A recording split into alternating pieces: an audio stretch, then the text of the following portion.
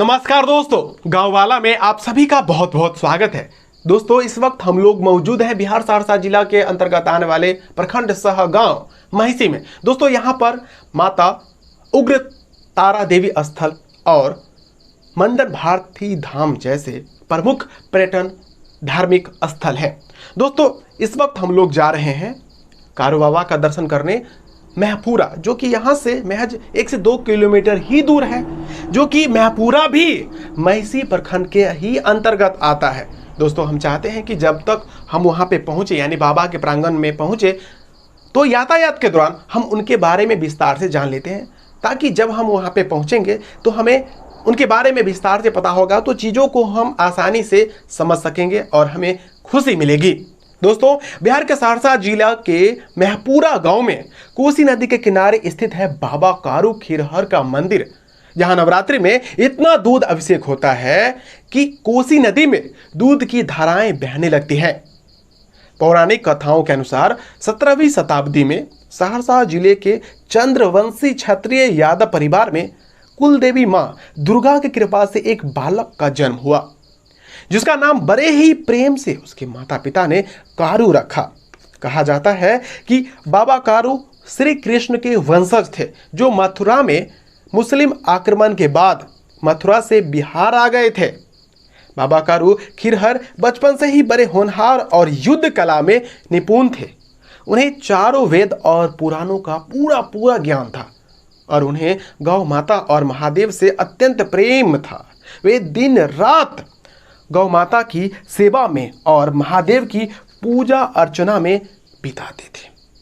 बाबा कारू खिरहर ने अपने अपार गौ प्रेम के कारण ही कई वर्षों तक नागेश्वर में महाकाल शिव की आराधना की तथा अपनी शक्ति से महादेव के साक्षात वरदान प्राप्त किए और जग के कल्याण के लिए गौ रक्षा का वरदान मांगा। कुछ ही दिनों में बाबा के चमत्कार के किस्से पूरे मिथिला क्षेत्र में प्रसिद्ध हो गए। एक दिन की बात है, गांव में 2 खूंखार बाघ आ गया था, जो सभी पशुओं को मारकर खा रहा था। तब बाबा कोसी नदी के किनारे महादेव का ध्यान कर रहे थे और वहां उनकी गाय घास चर रही थी। अचानक एक बाघ ने गाय पर हमला कर दिया। ऐसा होते देख बाबा बिना देरी किए बाघ पर कूद गए और अपने हाथों से बाघ का जबड़ा फाड़कर उसका वध कर दिया। फिर क्या था, दयालु बाबा कारू ने गहिल माई को याद कर उसके सर पर, यानी बाघ के सर पर हाथ फेरा और फिर क्या था, वह बाघ भी पालतू हो गया और उस दिन के बाद से वह बाघ बाबा के साथ गायों की रक्षा करने लगा और दूध ग्रहण करने लगा। एक और कथा है कि महपूरा गांव में एक कपटी तांत्रिक आया, जो अपनी शक्तियों का दुरुपयोग कर गांव के लोगों को अंधविश्वासी बना रहा था। जब बाबा कारू को इस बात की जानकारी मिली तो वह तुरंत अपने बाघ और गायों के साथ वहां पहुंच गए और गांव वालों को समझाया कि शिव और शक्ति हमारे आराध्य हैं, अतः महादेव और मां दुर्गा के सिवा हमें किसी अन्य पुरुष की आराधना नहीं करनी चाहिए।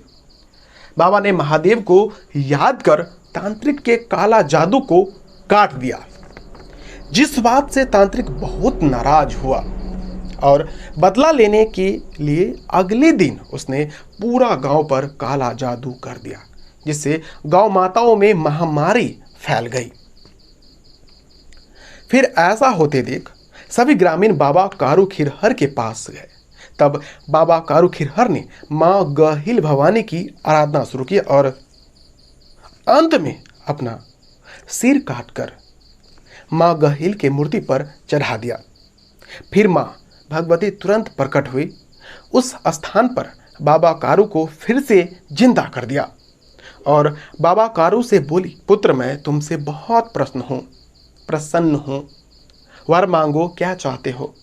तो बाबा कारू ने सारे गायों को जिंदा करने वाला वरदान मांगा। फिर क्या था, माँ ने सभी गायों को जिंदा कर दिया और साथ में उन्हें अपार गौ धन दिया।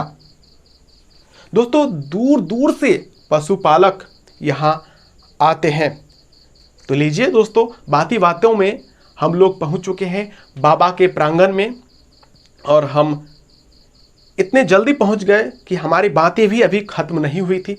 फिलहाल हम अपनी बातों को जारी रखते हैं, और हालांकि हम ऐसे दिनों में यहाँ पे आए हैं जब यहाँ पे भीड़ नहीं है, फिर भी आप हमारे साथ बने रहिए। हम आपको बाबा कारू के बारे में हालांकि बहुत सारी बातें बता दिए हैं। यहाँ पे राइट साइड में आप देख पा रहे हैं कि बाइक पार्किंग है। अगर आप बाइक लेके आते हैं तो आप यहाँ पे बाइक पार्क कर सकते हैं। दोस्तों, दूर दूर से पशुपालक यहाँ आते हैं। ऐसी मान्यताएं हैं कि बाबा का भूत लगाने मात्र से बीमार मनुष्य और पशु ठीक हो जाता है। भक्तजन यहाँ चढ़ावे में दूध के अलावा भांग, लठ, गांजा, तलवार, खराऊ इत्यादि भी चढ़ाते हैं। यहाँ का मुख्य प्रसाद खीर है, जो भक्तों द्वारा चढ़ाए गए दूधों से ही बनता है, और हजारों की संख्या में लोग इस प्रसाद को भंडारा के रूप में ग्रहण करते हैं। सामने आप देख पा रहे हैं एक तालाब है। हालांकि तालाब की आवश्यकता अब रही नहीं, क्योंकि बाबा खिरहर यानी कारू बाबा खिरहर का जो यह मंदिर है कोसी नदी के किनारे है।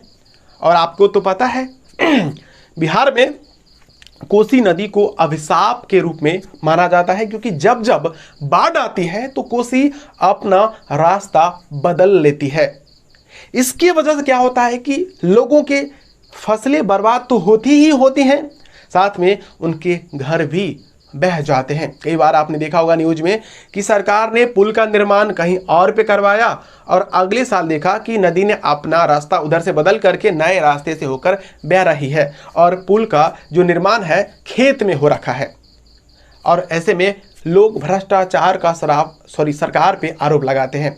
यह रहा सामने साक्षात हमारे कारू बाबा खिरहर का मंदिर, और ऐसा माना जाता है कि लोगों के द्वारा कहा जाता है कि कोसी धाराएं लाखों बार बदलती रहे, पर कारू बाबा के मंदिर को अभी तक इससे क्षति नहीं पहुंची है। दोस्तों, अगर आप बाइक लेके आते हैं तो अंदर तक जैसा कि आप देख पा रहे हैं कि बाइक लगाई गई है, और बाबा का जो परिसर है बहुत ही बड़ा है। आप देखेंगे कि जितने भी लोग यहाँ पे मौजूद हैं, अक्सर आप देख रहे हैं, मतलब अक्सर शब्दों का इस्तेमाल यहाँ पे नहीं होना चाहिए था।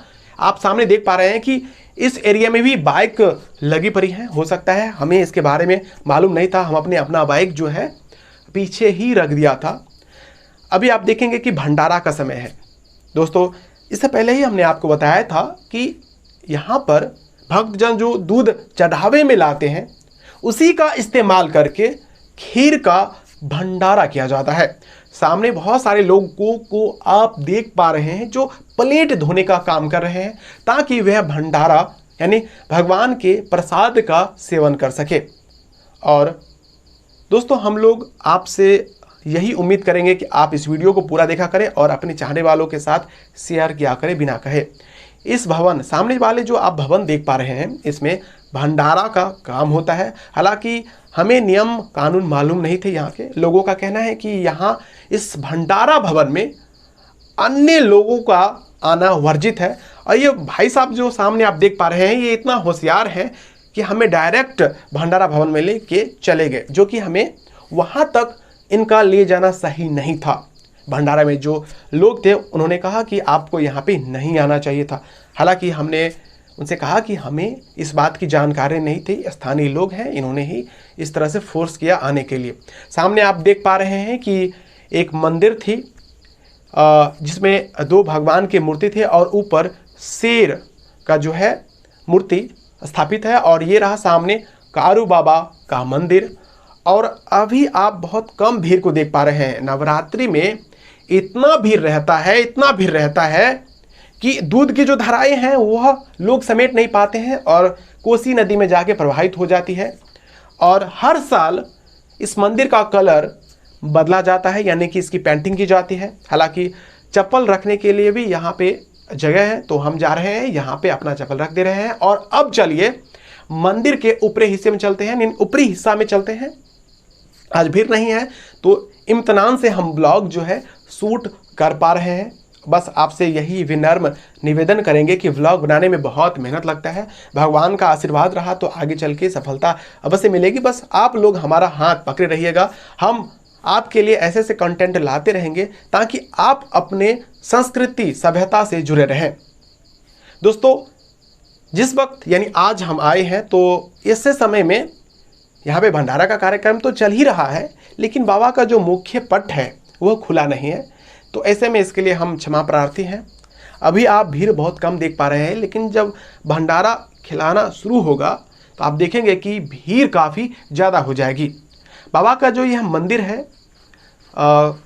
3-4 महल का है। यहाँ पे नगारा बजाया जा रहा है, जिसे हम ढोल बाजा भी कहते हैं। सामने मंदिर है बाबा कारू बाबा का, हालांकि यह पट जो है बंद है। तो चलिए हम बाबा के चारों ओर परिक्रमा कर लेते हैं। उसके बाद जो है जो चीज़ें हमें समझ में आती हैं, अनुभव हमें मिलता है। हालांकि हम जब यहाँ पे आए तो हमारा अंतर आत्मा शांत हो गया था। हालांकि बाबा के इस साइड आप देख पा रहे हैं कि छोटी मोटी दुकानें भी हैं और लोग भंडारे की तैयारी में लगे पड़े हैं और लाइन लगा करके बैठे हुए हैं। सामने हमारे साथ 2 और हमारे साथी आए हैं जो कि मीडिया कर्मी हैं। उन्होंने भी अपना सहयोग हमारे काम में दिया और हमारे साथ आए, उनके लिए उनको बहुत बहुत धन्यवाद। दोस्तों अभी खाली खाली सा जो ये परिसर लग रहा है, अंदीना खास मौके पर ये भरा हुआ सा लगता है। और आप देखेंगे कि हमारी जो कोसी नदी है खल खल बह रही है, जिसे देखकर आपको समुद्र जैसा फील होगा। हालांकि समुद्र भी ठहरा सा होता है, लहरें मारती हैं, लेकिन इसमें धाराएं बह रही हैं।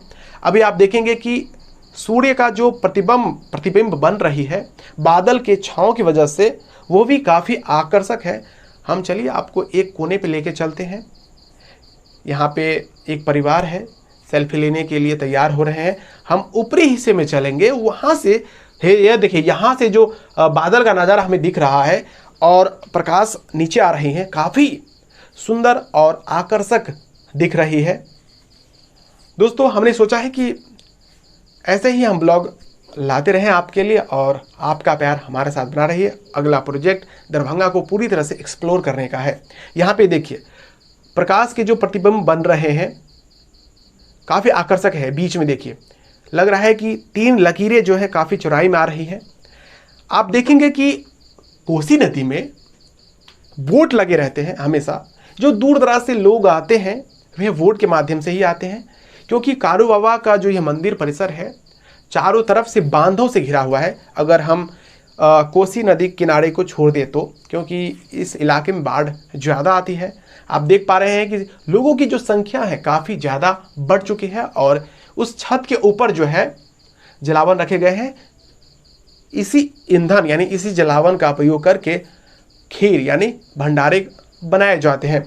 हाल ही में बिहार सरकार ने इस जगह को यानी बाबा कारू खिरहरी महपूरा स्थान को विशेष पर्यटन स्थल का रूप देने का काम किया है। उन्होंने वादा किया है कि इसे पर्यटन रूप में जो है विकसित करेंगे, क्योंकि यहाँ नेपाल, बिहार, झारखंड आदि जगहों से लोग आते हैं दर्शन करने के लिए और बहुत जल्द यह वीडियो समाप्त होने वाली है। तो बस आपसे हम यही अनुग्रह करेंगे कि व्लॉग बनाने में काफ़ी ज़्यादा मेहनत लगती है, समय लगता है, दिन के दिन चले जाते हैं। हमने यह व्लॉग महीनों पहले शूट किए थे, नवरात्रि से पहले ही, और आज अपलोड हो रहे हैं। तो आप इस बात को समझने का काम करेंगे। हाँ तो दोस्तों, उम्मीद है कि आज की इस वीडियो में बताई गई खबरें आपको जरूर पसंद आई होंगी। तो कृपया इस वीडियो को एक प्यारा सा लाइक कर दीजिए। साथ ही चैनल पर नए आए हैं तो चैनल को सब्सक्राइब कर लीजिए और बेल आइकन को दबाकर उसे ऑल पर सेलेक्ट कर दीजिए। साथ ही नीचे कमेंट बॉक्स में अपना राय लिखिए और हाँ, जाते जाते इसे अपने दोस्तों के साथ शेयर करते हुए जाइएगा। चलिए मिलते हैं अगले वीडियो में। वीडियो देखने के लिए आप सभी का तहे दिल से बहुत बहुत धन्यवाद।